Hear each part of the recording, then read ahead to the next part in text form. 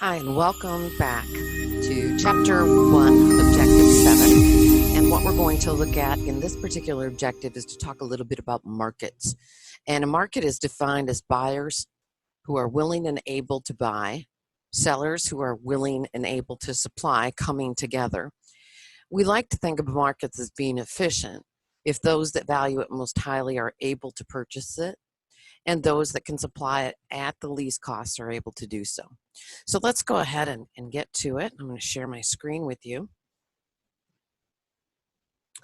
Okay, so again, we're taking a look at the idea of markets, and one of the key factors to determining markets is the idea that we have to have private property rights. Okay, we will come to explain these a little bit more in Chapter 2, but basically we own, in a capitalistic type of society, we own the land, we own labor, and we own capital. And when I use the term we, what I'm saying is individuals or citizens own those in a market-based economy. Okay, so there are different types of economy that we have all over the world. So here, if we're talking about a pure market economy or capitalism, basically in economics, what we say is there is no government intervention. And if you think about our economy, yes, it is probably the best representation of capitalism, but it is not pure capitalism. So I didn't put this United States over here. I stuck them a little bit more toward a mixed economy or a market command economy, because we do have government intervention. We have things like the EPA, the FDA, we have government ensuring courts, private property rights, the enforcement of contracts. If you're buying anything, you're following the Uniform Commercial Code. In the middle, a mixed economy, which is where we have governmental control a little bit more than what we see here in the United States.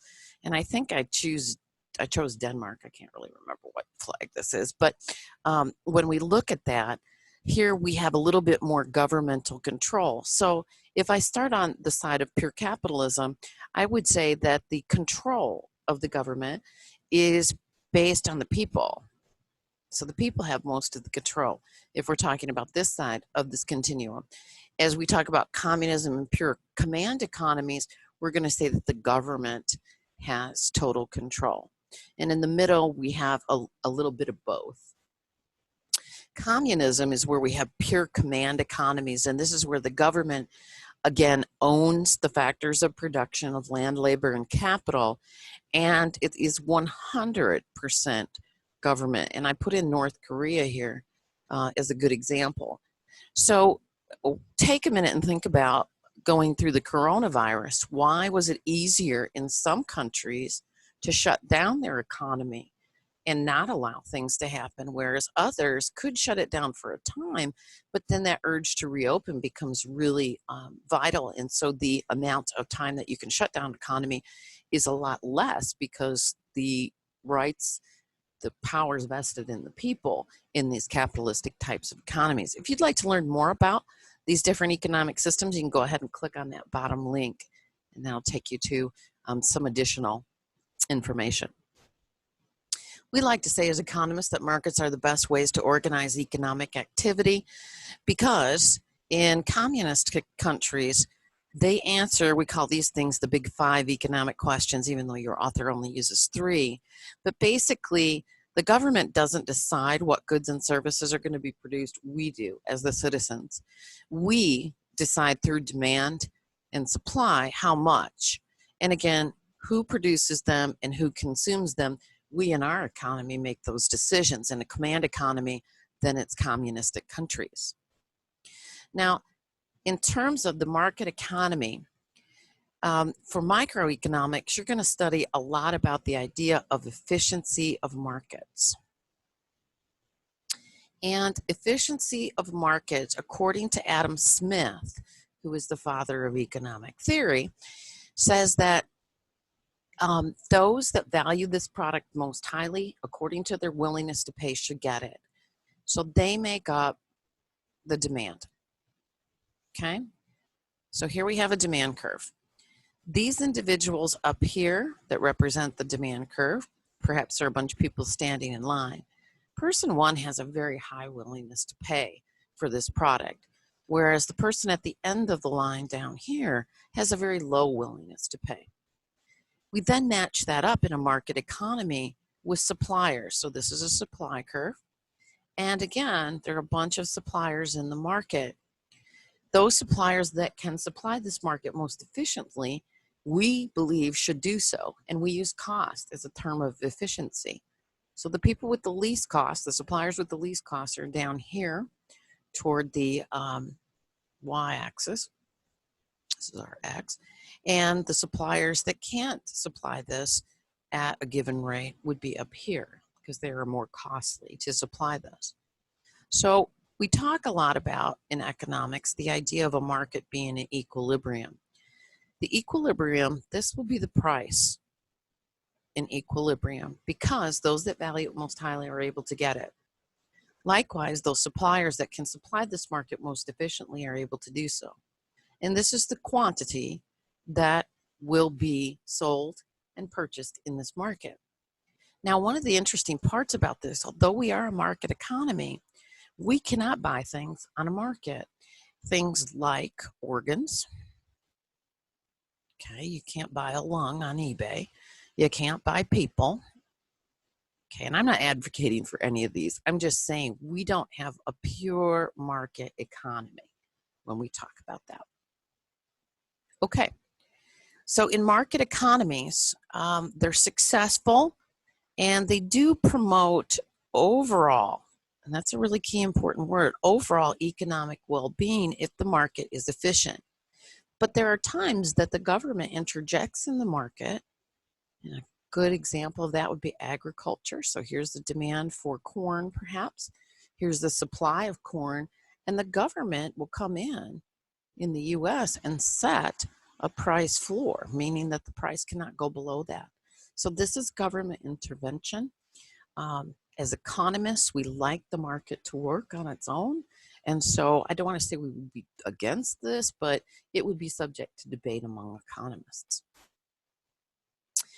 One of the other terms, I just mentioned Adam Smith a moment ago, and Adam Smith basically says that in the goal of a firm, and you've maybe run into this in other courses, is shareholder wealth maximization.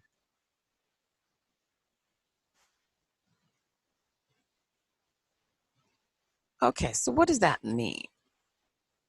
What it means is the goal of the firm is profit. It is not to be good for society. It's not to be the greenest company. It's not to do these things. If this is their first goal and they do everything by that, then what we have is something that will lead to an efficient market outcome. And again, efficient market outcome doesn't mean it's the best outcome. It just means that those buyers that are willing to pay the most get it. Those that can supply it according to their costs are able to do so. Now, again, we have government intervention, as I talked about in the previous slide. And many times the idea in government intervention is to make the market more equitable. Okay. And why can't you buy an organ on eBay? Well, you can't because, again, we don't think that that's equitable. Those that can afford it should get it. Not necessarily when you talk about things like housing, when you talk about things like food, clothing, shelter, and so on. So the government intervention helps to ensure that we not only have equity, we're not only efficient, but we also have equitability. So for microeconomics, they focus a lot on this idea of efficiency. Macro focuses a lot on this idea of equitability. Okay. All right. So this is, little BBC video clip, and you can click right here, or actually on the video if you'd like to watch it. Pretty short, minute 36, but it kind of talks about the invisible hand of the marketplace that Adam Smith was coined with saying. He didn't really say that, but he did talk about when everyone performs in their own self-interest, that the market-based economy will flourish. This is just some little stuff about when we talk about Uber and would Adam Smith liked Uber?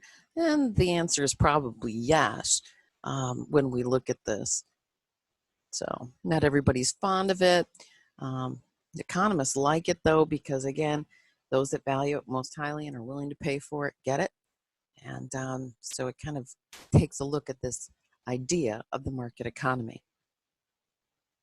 The seventh principle says the government intervention in the marketplace can sometimes improve market outcomes. And just when we talk about the idea of promoting efficiency and equality, that's what we really look to the government to be able to have happen for us. Remember, efficiency is the size of the economic pie, and equality is how that pie is divided. Okay? And again, if we simply follow the idea of efficiency, we're going to have larger disparities than we already have in terms of socioeconomic status and some of the other things and factors that we look at in economics. Private property rights, again, we need courts, we need government to ensure that. Okay? And there are also times when the market itself fails. So we talk about things like externalities, and an externality can be a good thing or a bad thing. So there are positive and negative. Right now, as I'm recording this, the social distancing thing has happened. Those that are abiding by it are providing positive externalities. Those that are not are providing negative externalities. And so then the question becomes, what do you do about the people that are not abiding? And we've seen different states take different stances on that. Also, the power of the markets. We have the government to ensure that we don't have one